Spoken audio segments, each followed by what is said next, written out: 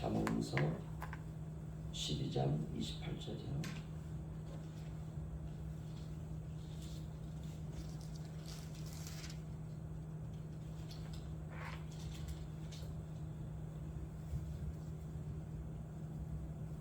우리 한 목소리로 함께 읽겠습니다. 시작. 공의로운 길에 생명이 있나니 그 길에는 사망이 없느니라. 아멘. 제가 그 수요일 새벽에 지금 울릉도로 들어올 예정으로 급하게 가려고 합니다. 그래서 화요일하고 수요일 새벽 예배는 쉬도록 하겠습니다.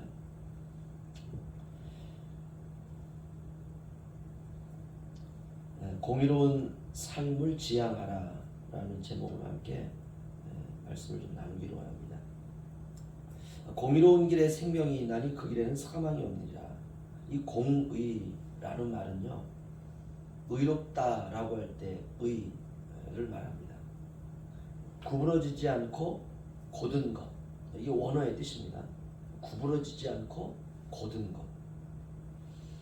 우리가 하나님 앞에 구원을 받고 난 이후에 하나님께서 우리에게 그 새로운 법을 주시죠. 이스라엘 백성들에게는 율법을 주시고 우리에게는 새법을 주시고, 그런데 율법과 새법이 내용상 같아요. 율법은 막 나열을 했다고 하지만, 예를 들면 남의 것을 도둑질하지 말라, 이거는 훔치지 말라라고 하는 게 1차적인 의미이지만, 그걸 이렇게 잘 뜯어서 좀 이렇게 우리가 생각해 보면 사랑하라 이 말이에요. 그 남의 것, 그가 가지고 있는 것 소중한 것이니까 그거를 가지고 오는 거는 어떻게 보면 탈취해 오는 거잖아요. 그래서 그걸 가져오지 말라 이 말은 뭐냐면, 그건 그의 것이니까 그를 배려하고 존귀히 여기고 그를 사랑하라. 그래서 율법의 항목 하나하나를 보면 다 하나님 사랑과 이웃 사랑으로 이제 수렴하게 됩니다. 예수님께서 우리에게 말씀하신, 내가 너희에게 새 계명을 주노니 서로 사랑하라. 그러니까 결국 옛 계명과 새 계명은 내용상 보면 같습니다. 사랑이라고 하는 것. 우리가 하나님께 뜻을 정하고 하나님의 구원받은 백성으로서 살아갈 때 하나님을 사랑하고 이웃을 사랑하는 것. 사랑은 희생이죠. 그러니까 구부러지지 않고 그냥 곧게 가는 거예요. 곧게. 공의라고 하는 말은, 그러니까 의롭다라는 말은 구부러지지 않고 곧게 가는 것. 그럼 공의라는 말은 뭐냐? 공의는 선을 따라서, 그러니까 선과 악에 따라서 정확하게 심판하시는 것. 이게 공의입니다. 그러니까 하나님의 의는 공의죠. 선은 축복으로, 악은 벌로. 그래서 상선 벌악이다 이렇게 말해요. 선은 상을 주고 악은 벌하시고, 이게 공의예요. 그래서 선은 선으로, 악은 악으로 심판하시는 하나님의 의, 이 공의입니다. 인간도 그 법이라고 하는 것을 만들어 놓고 선과 악을 심판하죠, 그렇죠? 예를 들면 살인했다, 그럼 잡아들여 가지고 그 살인에 해당하는 벌을 그에게 주는 거죠. 그 인간의 세계 안에도 이 공의와 상당히 유사한 것들이 있습니다. 그러나 이제 그 법 안에도 허점이 있습니다. 허점이. 우리가 이걸 경찰은 범인을 잡아오면 그 잡아온 범인을 향해서 그 구형을 하는 것은 검사가 구형을 하죠. 그러면 그 구형에 대하여 판사는 이제 쉽게 말하면 이제 그거를 검사가 9년을 구형했다. 그럼 판사는 그걸 얘기를 다 듣고, 검사 얘기도 듣고 변호사 얘기를 듣고, 듣다 보니까 이게 너무 무리한 거예요. 그럼 이제 그 판사가 이거를 심판하는 거죠. 그래서 인간의 제도 안에도 공의와 유사한 상당히 그런 것들이 있습니다. 그런데 그 법 안에도 허점이 있어요. 허점. 그래서 그 허점을 교묘하게 이용하지 않습니까? 그래서 인간이 가지고 있는 공의라고 하는 것은 상당히 의롭지 않습니다. 여러 가지 많은 허점이 있어요. 예를 들면 판사가 약 편향된 사고를 가지고 있다. 그러면은 그 판사가 내리는 그 마지막 판결이 있죠. 그 판결도 구부러져 있습니다. 그래서 인간의 공의는 이런 허점 때문에 하나님의 공의와 다르지 않다는 것이죠. 그러나 하나님의 공의는 세상의 어떤 것과 비교할 수 없는 절대적인 의라는 것입니다. 그래서 공의로워요. 구부러지지 않고 아주 반듯한 것이죠. 이렇게 설명하면 좋을 것 같으네요. 하나님의 그 공의가 완전하게 드러난 곳이 어디냐? 십자가입니다. 십자가는 죄에 대한 하나님의 심판이죠. 그래서 거기 위에는 누구든지 달려서 죽는 것이에요. 거기에 하나님이 달렸다 할지라도 죽는 겁니다. 그런데 예수 그리스도께서 이 땅에 오셔서 말씀이 되신 하나님이시죠. 오셔서 저와 여러분을 구원하시기 위해서 예수님이 우리의 모든 죄를 예수님의 육체에 정하신 것이죠. 예수님이 죄인으로 십자가에 오르셔서 우리가 죽을 죽음을 예수님께서 거기서 죽으신 것입니다. 그래서 죄에 대한 하나님의 완전한 공의, 사망이죠. 그래서 죽음으로 하나님께서 죄를 처리하신 것이죠. 그런데 죽이시는 것으로 끝난 것이 아니라 죄인을 사랑하시는 완전한 하나님의 사랑이 십자가에서도 나타났다는 것이에요. 그러니까 죽음이 심판이라면 용서는 사랑이거든요. 심판과, 다시 말하면 심판은 죽음과 사망으로 나타나는데 이 두 가지가 어떻게 양립할 수가 있느냐? 이 두 가지는 부딪히거든요. 죄에 대한 삭은 죽음인데 그 죽음이 나타난 십자가에 완전한 하나님의 사랑도 나타났다는 것. 그런데 이 심판과 사랑이 부딪히지 않는다는 것이에요. 이게 완전한 하나님의 공의라는 것입니다. 죄에 대해서는 타협하지 않으시지만 죽음으로 그 죄를 주님께서, 하나님께서 심판하셨지만, 그러나 죄인을 사랑하시는, 용서하시는 사랑이 십자가에 완전히 또한 나타났다는 것입니다. 그래서 하나님의 정의와 하나님의 사랑이 충돌하지 않는 완전한 하나님의 공의가 나타나는 것, 그것이 바로 십자가라는 것입니다.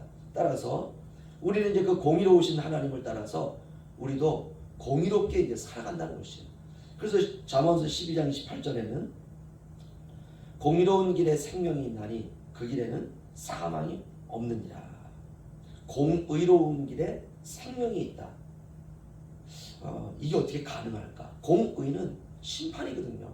죄인을 심판해서 사망에 이르게 하는 것, 이게 하나님의 공의인데 어떻게 거기에 생명이 나타나는가? 인간의 생각으로는 도저히 불가능한 것이죠. 그런데 하나님께서 우리에게 바로 그 길을 열었다는 것입니다. 우리도 이제 이 공의로우신 하나님을 따라서 공의의 삶을 살아가는데 어떻게 가능하냐? 그래서 우리에게 하나님께서 이런 명령을 주시는 것이에요. 어떤 거냐면 죄는 미워해라. 이 하나님 주신 공의입니다. 죄는 미워해라. 그러나 죄인은 사랑하라. 이게 공의예요. 이게 상당히 어렵죠. 우리는 미우면 미운 거거든요. 근데 어떻게 사랑할 수 있느냐? 죄는 미워하지만 죄인은 사랑하라. 이게 십자가에 나타난 하나님의 공의입니다. 죄는 하나님이 증오하시거든요. 그래서 예수님을 죽이세요. 그러나 죄인은 사랑하는 거예요. 그래서 저와 여러분을 하나님 십자가에서 살리시는 것입니다. 대부분의 사람은요, 이렇게 살아갑니다. 사람은 미워해요. 그런데 죄는 용납해요. 이게 사람들이 가지고 있는 공의입니다. 사람은 미워해요. 그러나 죄는 용납해요. 왜 그러느냐? 죄는 매력적이기 때문에 그렇습니다. 그러나 그렇지 않아요. 죄는 반드시 사망과 심판이 기다리고 있습니다. 저는 늘 하루하루 살아가면서 인생이 짧다는 것을 느낍니다. 그러나 인생은 짧지만 인생이 끝나는 죽음 이후의 영원은 그거는 무한한 것이죠. 아이들이 가장 싫어하는 것이 공부인데요. 아이들은 노는 것을 좋아합니다. 그럼 공부는 왜 싫어할까? 딱 이유는 하나예요. 자유롭게 내가 하고 싶은 것을 못하기 때문에 공부를 싫어하는 것입니다. 공부할 때는 꼼짝없이 앉아가지고 모르는 것을 암기해야 되는 게 공부예요. 그 시간만큼은 딴짓을 할 수가 없어요. 이제까지 자유롭던 내가 일정한 공간과 시간 안에 갇히는 것입니다. 일단 몸이 싫어해요. 공부하는 것을. 그래서 몸은 뒹굴뒹굴 누워있길 좋아하고 노는 걸 좋아합니다. 그러나 이제 공부할 시기를 놓치면 남은 삶이 이제 피곤한 것이죠. 인생도 우리가 그렇다면 영원은 말할 것도 없습니다. 영원에 비하면 인생이라고 하는 것은 점도 되지 않죠. 그런데 그 점도 되지 않는 인생을 어떻게 사느냐라고 하는 것에 따라서 영원이 결정된다는 것입니다. 오늘 잠언서 말씀은 공의로운 길에 생명이 있다 이렇게 말하고 있습니다. 그래서 우리는 공의로운 길을 걸어야 돼요. 구부러지지 않고 똑바른 길.